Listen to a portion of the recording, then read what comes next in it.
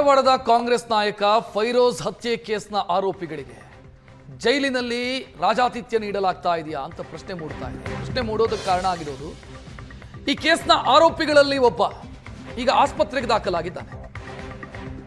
ಆಸ್ಪತ್ರೆಗೆ ದಾಖಲಾಗಿರುವಂತ ಆರೋಪಿಯ ಕೈಯಲ್ಲಿ ಮೊಬೈಲ್ ಇದೆ.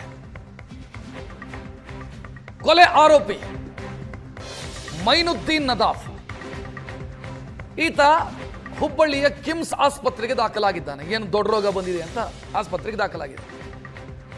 ಸದ್ಯ ಆತ ಕೈಯಲ್ಲಿ ಮೊಬೈಲ್ ಇಟ್ಕೊಂಡು ವಿಡಿಯೋ ಕಾಲ್ ಮಾಡ್ತಾ ಇರುವಂತ ದೃಶ್ಯಗಳು ಏಷ್ಯಾನೆಟ್ ಸುವರ್ಣ ನ್ಯೂಸ್ಗೆ ಲಭ್ಯ ಆಗಿದೆ.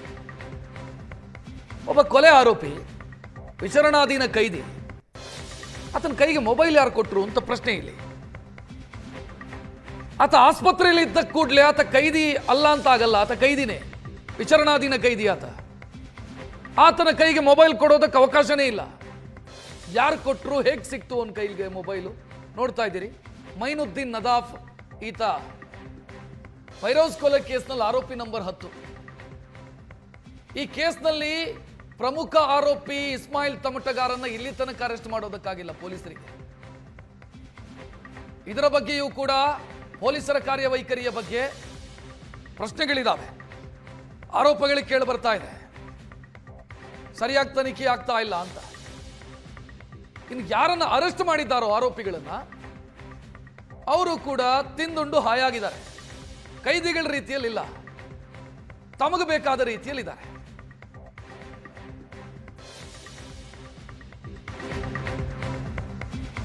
ಇನ್ನು ಕಿಮ್ಸ್ ಆಸ್ಪತ್ರೆಯಲ್ಲಿ ಮೊಬೈಲು, ಮದ್ಯದ ಬಾಟ್ಲಿ ಕೂಡ ಪತ್ತೆಯಾಗಿದೆ ಎನ್ನುವಂತ ಆರೋಪ ಕೇಳಿ ಬರ್ತಾ ಇದೆ. ಬೆಡ್ ಮೇಲೆ ಮಲಗಿಕೊಂಡು ರಾಜಾರೋಷವಾಗಿ ಮೊಬೈಲ್ ಬಳಸ್ತಾ ಇದ್ದಾನೆ ಆರೋಪಿ. ಧಾರವಾಡ ಜೈಲಲ್ಲಿದ್ದ ಈ ಮೈನುದ್ದೀನ್ ನದಾಫು ಏನೋ ಆರೋಗ್ಯ ಕೆಟ್ಟಿದೆ ಅಂತ ಆಸ್ಪತ್ರೆಗೆ ದಾಖಲಾಗಿದೆ.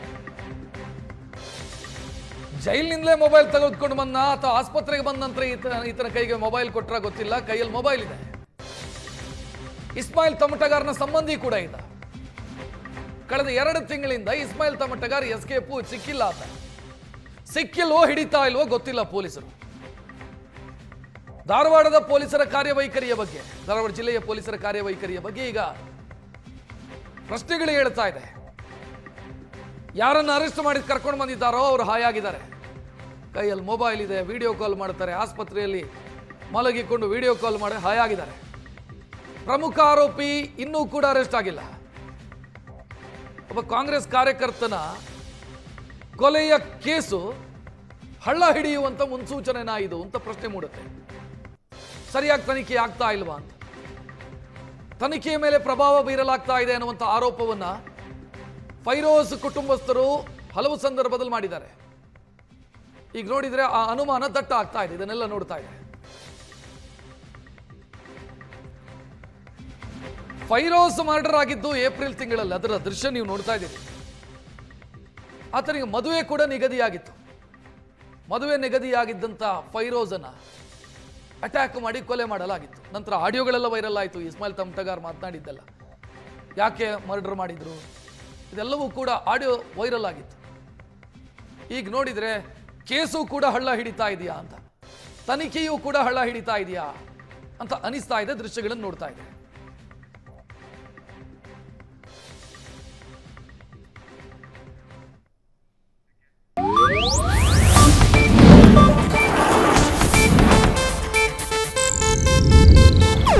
ಇದು ಏಷ್ಯಾನೆಟ್ ನ್ಯೂಸ್ ನೆಟ್ವರ್ಕ್ ಪ್ರಸ್ತುತಿ.